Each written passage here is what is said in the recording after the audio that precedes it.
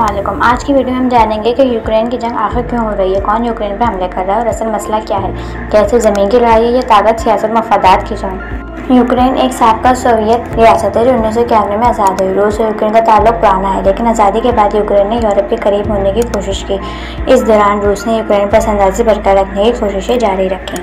जंग कब शुरू हुई? असल जंग फरवरी 2022 में शुरू हुई जब रूस ने यूक्रेन पर हमला मुकम्मल कर दिया, लेकिन इससे पहले 2014 में रूस ने क्रीमिया नामी यूक्रेनी इलाके पर कब्जा कर लिया था।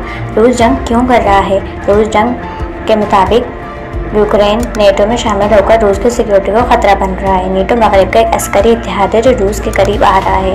रूस चाहता है कि यूक्रेन इस इत्तेहाद में शामिल ना हो। क्रीमिया और मशरकी यूक्रेन में रूसी नस्ल के लोग हैं जिनकी हमायत का दावा भी करता है। रद्द-ए-अमल। अमेरिका और यूरोप ने यूक्रेन की मदद शुरू की, हथियार, इमदाद और पैसा भेजा। रूस में सख्त माशी पाबंदियां लगाईं, लेकिन रूस पीछे नहीं हटा। जंग ने लाखों लोगों को बेघर कर दिया, हज़ारों लोग मारे जा चुके हैं। क्या यूक्रेन के पास कोई खास चीज़ है? जी हाँ, यूक्रेन के पास दुनिया की कुछ अहम न्यूक्लियर प्लांट्स, गंदम और तेल की ज़रख़ीज़ ज़मीनें।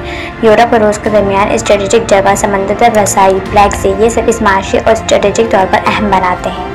इस्लाम जंग को पसंद नहीं करता, बल्कि अमन और इस्लाह को हुक्म देता है। कुरान कहता है, अगर दुश्मन सुलह की तरफ मायल हो तो तुम भी मायल हो जाओ। हमें सीखना चाहिए कि ताकत की जंगें आखिरकार इंसानियत की तबाही होती हैं। चाहे यूक्रेन हो या फ़लस्तीन, जंग सिर्फ ज़ुल्म, लाशें, बर्बादी लाती हैं।